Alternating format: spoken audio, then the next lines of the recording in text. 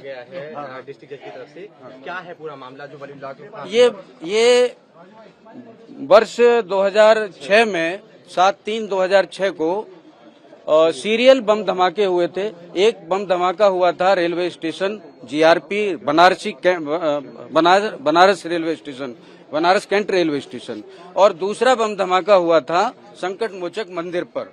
और दोनों बम धमाकों में 16 लोगों की जानें गई थी और 76 लोग अपंग हुए थे। एक अनडिफ्यूज्ड बम बरामद हुआ था। उसकी जो ग्रेविटी थी वो मैंने बताई आप लोगों को कि वो यदि फटता तो 200 मीटर के क्षेत्र में सब कुछ तहस नहस कर देता, और वो भी भीड़ भाड़ का इलाका था, भीड़ भाड़ का स्थान था।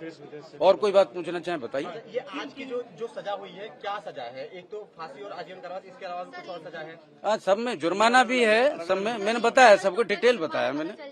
हाँ, तो अभी आगे क्या कार्रवाई होगी उनकी, अगर अब वो न्यायालय करेगा कि आगे कार्रवाई। और ये मृत्युदंड है, कन्फर्मेशन के लिए ऑनरेबल हाई कोर्ट जाएगा और वहाँ से जो भी होगा। ठीक है जी, धन्यवाद। ये वलीउल्लाह को धारा 302 भारतीय दंड संहिता के अंतर्गत मृत्युदंड और 50,000 रुपये अर्थदंड से दंडित किया गया है, और तब तक फांसी पर लटकाया जाएगा जब तक कि उसकी मृत्यु न हो जाए, और उक्त दंडादेश तब तक निष्पादित नहीं किया जाएगा जब तक कि माननीय उच्च न्यायालय से उसे पुष्ट न कर दिया जाए। इसमें इस मुकदमे में धाराएं और भी लगी थी, 307, 326, 324, और ये 307 में 10 वर्ष के सश्रम कारावास और 30,000 रुपये का अर्थदंड न अदा करने पर 1 वर्ष के सश्रम कारावास की सजा है। दूसरी धारा है 326, इसमें 7 साल की सजा की गई है और 20,000 रुपये का अर्थदंड है, और अर्थदंड अदा न करने पर 6 माह का सश्रम कारावास। 324 में 2 साल की सजा और 5,000 रुपये का जुर्माना, अर्थदंड अदा न करने पर इसकी एवज में 1-2 माह की साधारण कारावास की सजा भुगतनी होगी।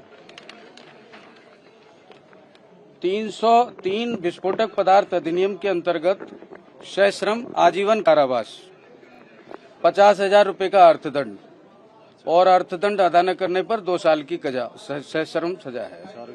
और 4 विस्फोटक पदार्थ के अधिनियम के अंतर्गत 10 वर्ष की सजा और 30,000 रुपये अर्थदंड से दंडित किया गया है। 5 विस्फोटक पदार्थ अधिनियम के अंतर्गत 10 वर्ष के सश्रम कारावास और 30,000 रुपये के अर्थदंड से दंडित किया गया है। अर्थदंड अदा न करने पर 1 साल का सश्रम कारावास। इसी के साथ इसमें 15-16 विधि विरुद्ध क्रियाकलाप अधिनियम की धाराएं लगी थी, तो उसमें भी सश्रम आजीवन कारावास, 16 विधि विरुद्ध क्रियाकलाप अधिनियम के अंतर्गत सश्रम आजीवन कारावास और 50,000 रुपये के अर्थदंड से दंडित किया गया है, और अर्थदंड अदा न करने पर 2 साल के सश्रम कारावास की सजा। ये सारे जितनी दोष सिद्धि की सजाएं हैं ये सब एक साथ चलेंगी। ठीक है। इसके अलावा संकट मोचन मामले में ये संकट मोचक मामले में संकट मोचन मंदिर के मामले में फैसला आया है, और इसमें 7 लोग मारे गए थे, 26 लोग घायल हुए थे। घायलों में कुछ अपंग भी हो गए थे। 47 गवाह अभियोजन की ओर से पेश किए गए और 3 बचाव साक्षी पेश किए गए थे। दूसरा जो विधि विरुद्ध क्रियाकलाप अधिनियम का मामला था उसमें भी यही गवाह थे, 47 गवाह और 3 बचाव साक्षी थे। ठीक है। एक मिनट सवाल मत करो, अभी मेरी बात पूरी हो जाने दो। ये एक दूसरा ट्रायल चल रहा था। दूसरा ट्रायल था 3, 4, 5 विस्फोटक पदार्थ अधिनियम और टोटल की बता दो। इसमें आजीवन कारावास, टोटल जुर्माना और आजीवन कारावास बता दो। इसमें रुक जाओ, मुझे ऐसे ही बता देने दो, या अपने आप सब कर लेते हैं ब्रीफिंग, अपने आप कर लेते हैं।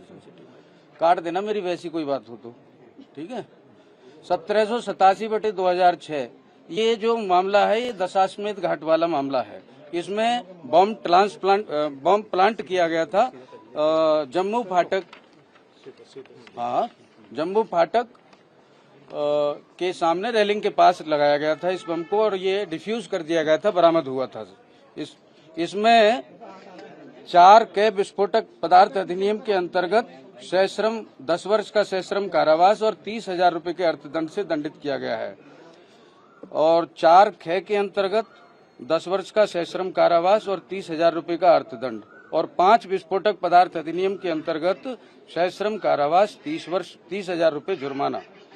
दोष सिद्धि वलीउल्लाह को इसमें दूसरा मुकदमा था 16 विधिविरुद्ध क्रियाकलाप अधिनियम, इसके अंतर्गत 50,000 रुपए का आर्थिक दंड और सश्रम आजीवन कारावास की सजा दी गई है।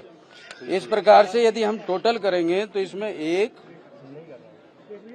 2 नहीं आजीवन का है, ये हो गया, हाँ दूसरा ये था 3, 6 उसमें 6 में। चलिए खैर आप टोटल कर लेना। अब हमने जो दलील दी थी माननीय न्यायालय के समक्ष, ये बताया था कि ये एक आतंकवादी घटना है और इसमें माननीय न्यायालय द्वारा दो सिद्ध किया गया है। मुझे दिखाई नहीं देगा, कागज तो देखता रहूं मैं। हाँ, ये लखनऊ के एक कॉम्पिटेंट कोर्ट से, एडीजे कोर्ट से सजायाफ्ता है और प्रयागराज में इसके विरुद्ध राष्ट्रद्रोह का मुकदमा चल रहा है। गवाहों ने जो बयान दिए थे वो बड़े हृदय विदारक थे, हृदय को हिला देने वाले, कपा देने वाले थे। किसी का हाथ अलग पड़ा था, किसी का पैर अलग पड़ा था। ये जो धमाका था इतना जबरदस्त था कि आसपास के इलाके में भी कंपन आ गया।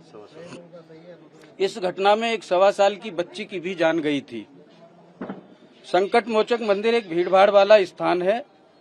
देश विदेश से बहुत सारे तीर्थयात्री यहाँ आते हैं और मंदिर में हर समय हजारों की तादाद में लोग मौजूद रहते हैं। इस मंदिर की एक विशेषता और है कि यहाँ अनसूज विवाह होते हैं, प्रतिदिन होते हैं, इसलिए नव दंपति, विवाहित और उनके परिवारों के लोग भी आते हैं, इसलिए वहाँ पर प्रतिदिन शाम के समय काफी भीड़ रहती है। ये सीरियल बम कांड था। एक ही समय में एक साथ 2 स्थानों पर बम विस्फोट हुआ और एक स्थान पर बिना विस्फोट हुआ बम बरामद हुआ था। 16 निर्दोष लोगों की जानें गई थी। ये जो प्रेजेंट मुकदमा था, मैंने पहले भी बताया कि उसमें 7 लोगों की जानें गई हैं। 76 लोग अपंग हुए हैं, घायल हुए हैं और घायलों के परिवारों ने अपने आत्मीयजनों को खोया है। उनकी पीड़ा है, उनका दर्द है। जम्मू फाटक पर जो जीवित अवस्था में बम मिला था वह इतना विनाशकारी था कि यदि फट जाता तो 200 मीटर के क्षेत्र में सब कुछ नष्ट कर देता।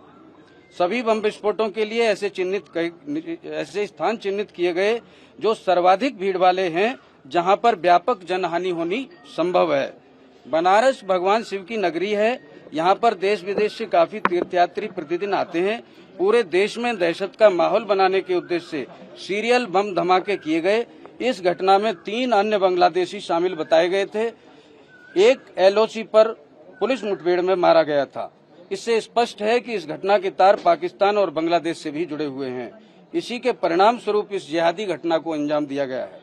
उपरोक्त परिस्थितियों में अभियुक्त वलीउल्लाह मानवीय संवेदनाहीन व्यक्ति है और ये किसी भी प्रकार की दया का पात्र नहीं है। इसे ये घटना जो की गई है ये विरलतम से विरलतम श्रेणी की है, रेयरेस्ट ऑफ रेयर केस है, इसलिए इसे मृत्युदंड की सजा दी जाए। ये हमारी दलील थी इसमें। और कुछ पूछना हो तो बताइए अब।